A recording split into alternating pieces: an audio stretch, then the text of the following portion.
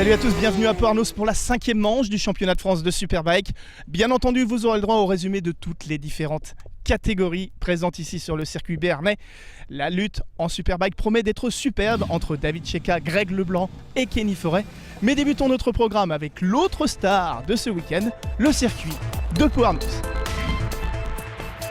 Fondé dans les années 80 par Bernard Teul pour apporter du dynamisme au district du Lac, le circuit de Pau-Arnos est désormais une institution de la région du Béarn. En 2015, le site a bénéficié d'une cure de jouvence lui permettant d'acquérir des stands aux normes FIA. Christian Le Badezeil nous emmène faire le tour du propriétaire.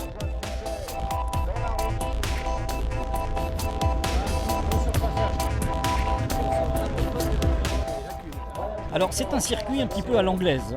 Pour ceux qui connaissent Donington ou Brands Hatch, c'est un petit peu un mélange des deux. C'est-à-dire qu'il est construit dans un vallon et il y a toutes les difficultés techniques de montée et de descente qui font que ce circuit est très prisé des pilotes et surtout il est dans un cadre magnifique puisque la vallée fait elle-même le tracé.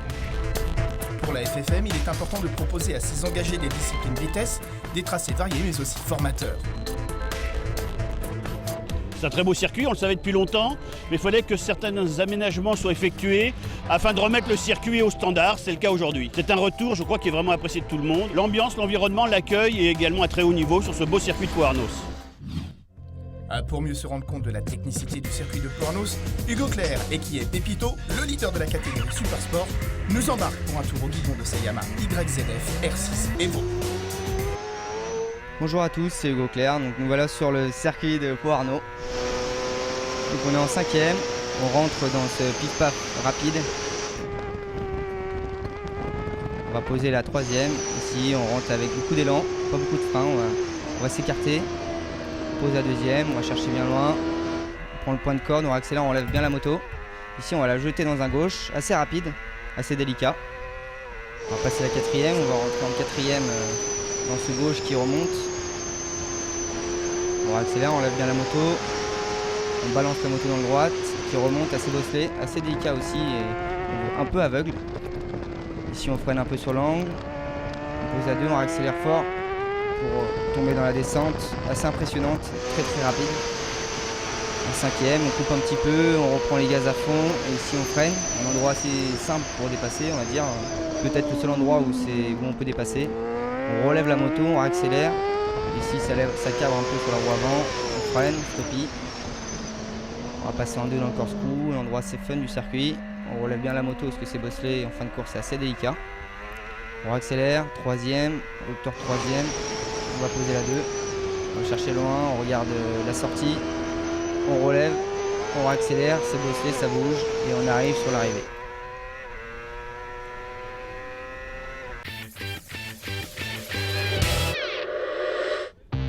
Catégorie Supersport, Hugo Claire s'élance de la pole pour cette première course du week-end. À ses côtés, Clément Stoll, premier pilote Pirelli, et Sébastien Fraga. En 6e position, le 3e du championnat, Peter Polesso. Il devance le pilote local Lucien Abellan, qui court à la maison. Essayer de rentrer dans le top 10, ce serait déjà énorme. Et surtout bien s'amuser, pas de casse et que tout se passe bien. Après les zones de dépassement, ça sera très difficile, donc c'est sûr que le départ, il sera primordial. Au départ, Cédric Tang jaillit depuis la 2e ligne pour aller se porter à la hauteur de Claire qui conserve la première place. Après quelques tours, la hiérarchie s'est mise en place, Claire mène la course devant Tang, 10e sur la grille, Hugo Casadessus et sa Honda numéro 20 sont déjà en 3e position. Tangre, le champion en titre, va prendre la tête de la course au 4e tour. Hugo Claire reste blotti dans la roue de Tangre et lui reprend le leadership à l'issue du 5e passage.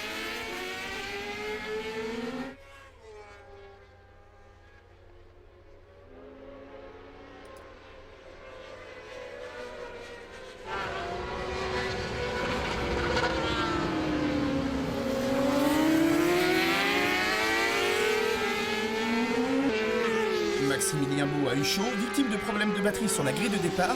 Le pilote de la 108 a eu la vie sauve grâce à un départ décalé. Il commence sa remontée et s'empare de la 3e position d'Hugo Casadessus.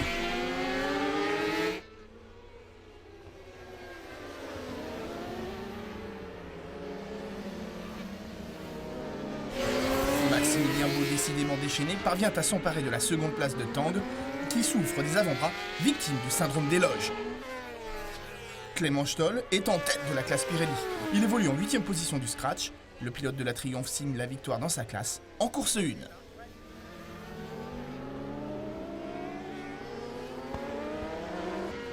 Nous sommes dans le dernier tour de la course. Cédric Tangre ne peut plus appuyer ses freinages. Il se fait passer dans les derniers virages par Stéphane Frossard pour la dernière marche sur le podium. Le classement final de cette manche est le suivant: Hugo Clerc, Maximilien Beau et Stéphane Frossard, 3e.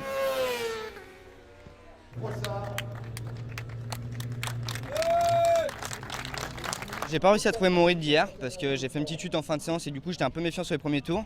Donc non, j'ai vu qu'il y avait 2-3 personnes derrière moi. Je me suis bagarré un peu avec eux. À mi-cours, j'ai essayé d'imprimer un peu plus mon rythme. Et au final, ça a payé. Je suis fini avec 5 secondes d'avance. Donc non, c'est génial. Encore merci à toute mon équipe qui font un boulot formidable. Dans la catégorie Prémoto 3, pour la première course du week-end, c'est Clément Rouget qui s'élance de la pole position. À ses côtés sur la première ligne, Mathieu Gregorio et Joris Ingula. Au départ de la course, Rouget se fait passer par Gregorio. Mathieu Gregorio baisse le rythme au bout de quelques tours de course. Rouget le repasse et s'empare de la tête de la course.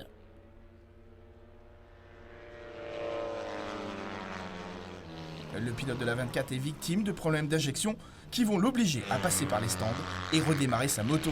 Lorsqu'il repart des stands, Gregorio pointe en 8e position. Le pilote Charcot va batailler fort, ses efforts seront récompensés par une belle 2e place. Pour la dernière place sur le podium, Ingula a dû résister aux assauts de Théo Serrière. Licencié du circuit, le pilote de la Derby profite de sa bonne connaissance de Poarnos pour talonner le 95. Mais Ingula a le dernier mot et s'empare de la 3e place de cette manche. Le classement est le suivant: Rouget devant Gregorio et Ingula. Sur la grille de la course 2, Rouget est accompagné en première ligne par Gregorio et Serrière. Dès le départ, Rouget se fait passer encore par Gregorio. Mais très vite, Rouget va imposer son rythme et prendre la tête de la course pour ne plus la quitter.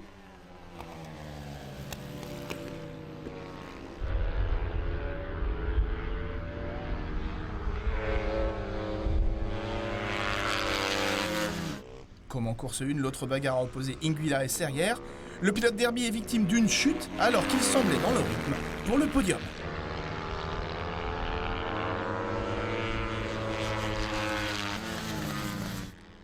Le classement de la course 2 de la catégorie est identique à celui de la première: Rouget, Gregorio et Ingula. J'ai pas pris go shot, on s'est bagarré dans les premiers tours et ensuite je suis parti et je suis très content. Au classement du championnat, Clément Rouget est le seul leader.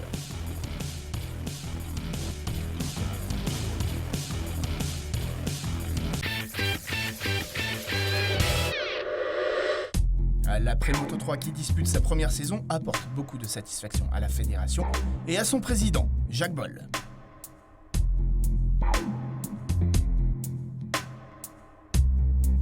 Pour une catégorie destinée aux très jeunes, une première année, c'est toujours difficile d'avoir un plateau très conséquent, mais malgré tout, les chiffres sont encourageants. En tout cas, ils sont en augmentation. Donc on pense qu'en 2017, on aura un très beau championnat en la matière. En ce qui concerne le Superbike, le président reconnaît que le championnat de France est une référence en la matière. Contrairement à ce que certains disent, on a un très bon niveau en championnat de France, c'est vrai. Et les garçons qui participent à des championnats internationaux, qui viennent de temps en temps faire des piges, s'en rendent compte. Donc on peut être content, être fier de notre championnat. Les teams français qui participent au championnat du monde d'endurance souhaitent venir tester leurs pilotes, en tout cas les entraîner pour qu'ils restent à haut niveau et ils profitent du championnat de France. La grande famille du Superbike a voulu rendre un hommage au regretté Robert Doron, disparu la semaine précédente sur le circuit de Manicourt. Kenny Forêt et sa BMW sont en pole position de la première manche du week-end. Greg Leblanc et David Cheka sont à ses côtés. Mathieu Lagrive sur sa Kawasaki ZX-10R Stock a signé un superbe 5e temps. C'est David Cheka qui prend le meilleur en vol et boucle le premier tour en tête de la course.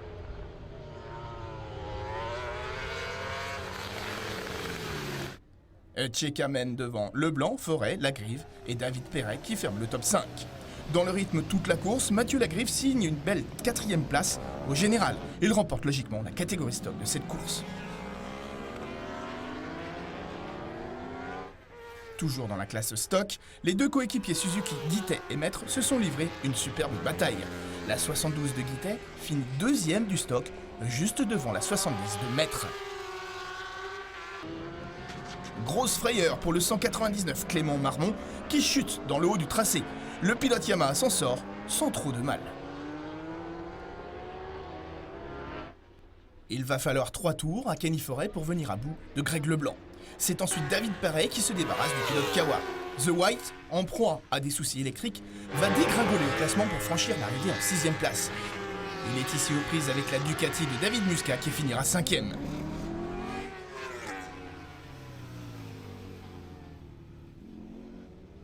Le top 3 de la course continue d'évoluer, Kenny Forêt reprend les commandes de la course devant Checa et Perret. Ce dernier effectue une course régulière, récompensée par une belle 3ème place à l'arrivée.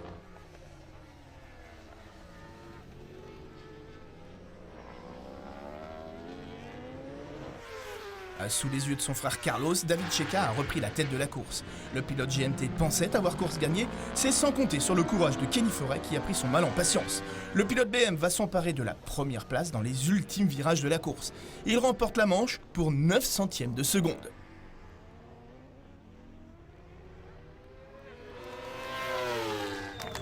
Forêt s'impose devant Checa et Perret. J'ai attendu vraiment les derniers tours pour le doubler parce que je savais que sinon il allait réessayer au même endroit, donc voilà. Et puis après il m'a redoublé quand même, alors que j'ai freiné fort, mais bon, il freine encore plus fort que moi. Et j'ai vu un trou de série dans le dernier virage et ça fait 4 courses que je finis à moins d'une seconde. Il fallait que je casse cette mauvaise passe. C'est sympa, c'est des bonnes bagarres, c'est pour lui cette fois, mais il y a encore une manche, la revanche et on va essayer de faire mieux à la deuxième.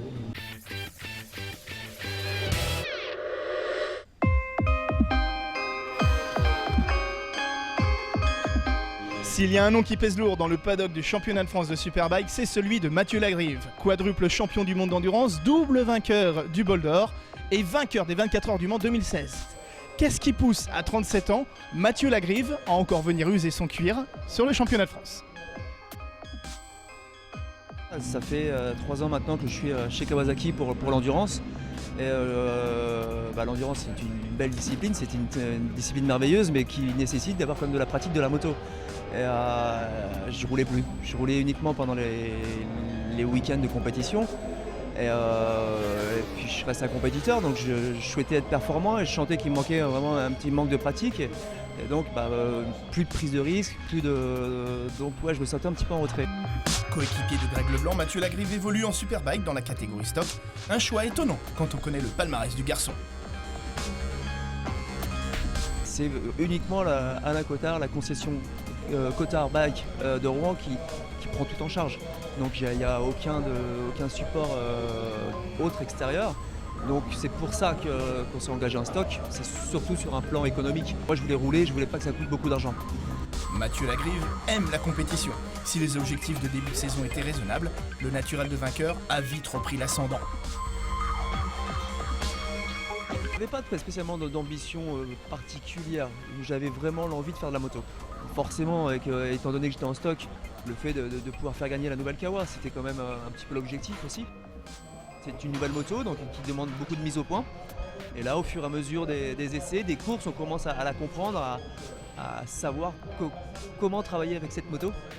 Et donc, on va, là, sur les dernières courses, je pense être un peu mieux que les 3 dernières courses qui ont été compliquées pour nous.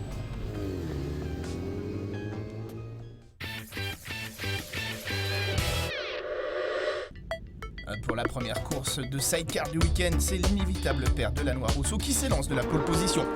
En première ligne à leur côté, on retrouve Mauro Gadet et Huel Avorel. Le leader du championnat ne prend pas le meilleur envol possible, c'est donc Mauro Gadet qui pointe en tête à l'issue des premiers tours de course. La lutte fut assez animée avec Huel Avorel.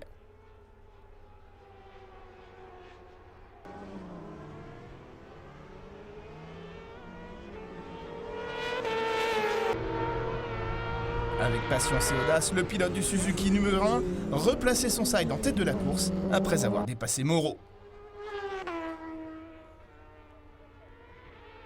La fin de course se résume à une domination sans partage de Delannoy qui remporte une nouvelle victoire devant Mauro Gadet et Vicente Chablot.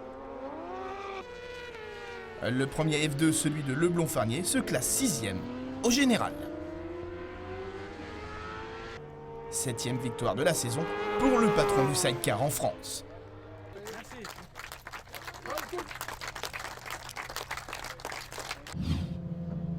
Pour la seconde course, la paire Delannoy-Rousseau ne s'élance pas de la pole position, le 56 de Huet faisant même le all shot.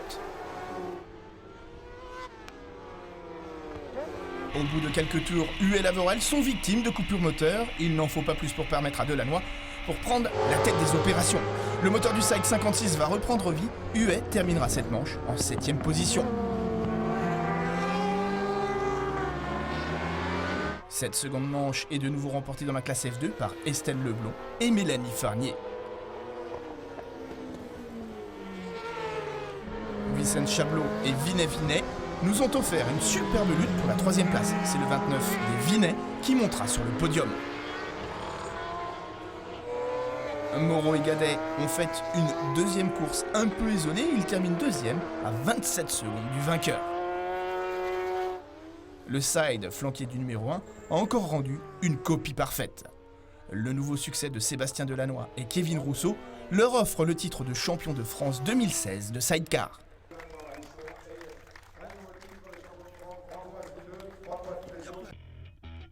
Avec 257 unités, Delannoy et Rousseau sont les nouveaux champions de la catégorie sidecar. Ça fait le 15e titre, donc 4 en championnat de France des rallyes, puis 11 en championnat de France Superbike. Voilà, donc bon, c'est vrai que c'est magnifique d'avoir pouvoir inscrire 15 titres. C'est bon, c'est la plus belle chose qu'on puisse avoir. Puis on est passionné, donc on aime toujours ça, on a toujours l'envie. Donc voilà, et puis avec les jeunes qui suivent, une bonne équipe, ça permet de toujours avancer. Et...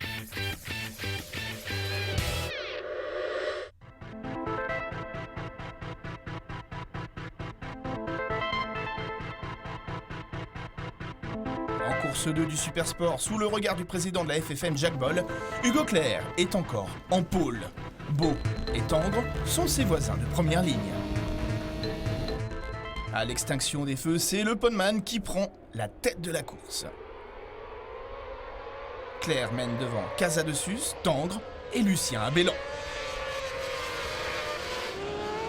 Suite à la chute de Stéphane Frossard et Yvan Letzig, et l'autre plus isolé d'Hugo Casadessus, la direction de course interrompt la manche au drapeau rouge. Hugo Casadessus est parvenu à ramener sa Honda au stand. Après un changement de carénage express, son équipe va lui permettre de reprendre la course à temps. Nouveau départ, et c'est encore Hugo Clerc qui mène les débats devant Louis Bull et Cédric Tangre. Le pilote de la numéro 1 a récupéré de ses douleurs matinales. Il parvient à conserver le même rythme que Louis Bull.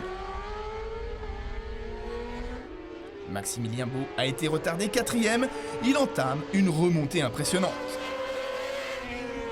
Pour la 5e place, Hugo Casadessus est aux prises avec 2 pilotes Pirelli 600. Clément Granzotto, le 117, et Clément Stoll mènent la vie dure au pilote Honda. Au final, Stoll remporte la catégorie 600 devant Granzotto.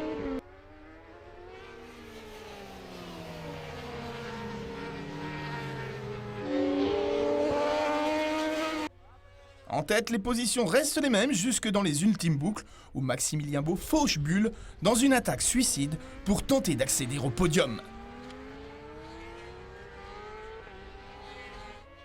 Peter Polesso, qui s'élançait depuis la 5e ligne, termine en 3e position.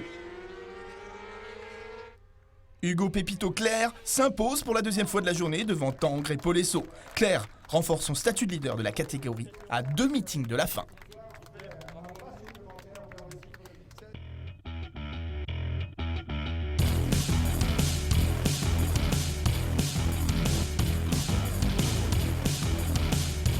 C'était dur, j'ai fait la course en tête avec 2-3 secondes d'avance, mais c'est beaucoup mais pas assez pour se reposer, donc il faisait vraiment chaud et voilà, j'ai poussé jusqu'au bout. S'il y a un pilote qui a souffert pendant cette première course de Superbike, c'est Greg Leblanc. Greg qui s'est lancé depuis la première ligne et qui a sombré progressivement dans le classement. Greg, qu'est-ce qui s'est passé? On sent vraiment que tu n'es pas à l'aise avec la machine. Ouais, non, contrairement à ce qu'on peut croire, c'est pas une question d'être à l'aise, c'est qu'on a eu un petit souci électronique sur la moto. Un bon départ et dès le premier virage, j'ai accéléré. La moto elle avait un problème électronique. Quand j'accélérais, ça ratatouillait, c'est-à-dire. Et donc au fur et à mesure des tours, c'était de pire en pire. Et au début, le pneu était neuf, donc j'arrivais à peu près à suivre, même si la moto ne marchait pas. Et au fur et à mesure, ça devenait impossible. Et à mi-cours, j'ai carrément eu plus d'électronique, j'avais plus de traction control, j'avais plus rien. Et conduire ces machines surpuissantes sans électronique, ça devient très compliqué. Et donc j'étais limite même à un moment de me dire j'arrêtais parce que ça devenait limite dangereux. Et j'ai quand même préféré sauver quelques points pour le championnat, même si ça commence à être difficile. David Perret, le poleman de la seconde course FSBK du week-end. La Yamaha 18 se retrouve aux côtés de la Yamaha 94 de Tcheka, Kenny Forêt est le dernier sur la première ligne. À l'extinction des feux, c'est Mathieu Lagrive sur sa Kawasaki Stock qui surprend tout le monde et qui va mener le premier tour de la course.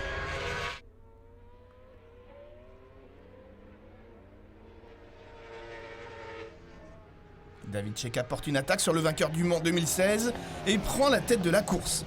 Tcheka veut prendre sa revanche sur Forêt, il creuse un peu l'écart sur ses poursuivants. Baptiste Guittet va lourdement chuter à l'issue du 5e passage. Le pilote de la Suzuki est un peu sonné, la voiture de sécurité est appelée en piste pour évacuer la moto numéro 72. Mathieu Lagrive est en tête de la catégorie stock, il se bat pour la 4e position au scratch. Nouvelle victoire dans sa classe pour le pilote Kawa. Alex Plancassagne termine 2e du stock et 5e du général. Le 3e de la classe stock, c'est l'autre pilote Suzuki, Romain Maître. Après la chute de Perret, c'est Greg Leblanc qui pointe en 2e place devant Kenny Forêt. À 5 tours du but, alors que Tcheka mène toujours, Forêt trouve l'ouverture sur Leblanc. Le classement est donc scellé, victoire de Tcheka devant Forêt et Leblanc.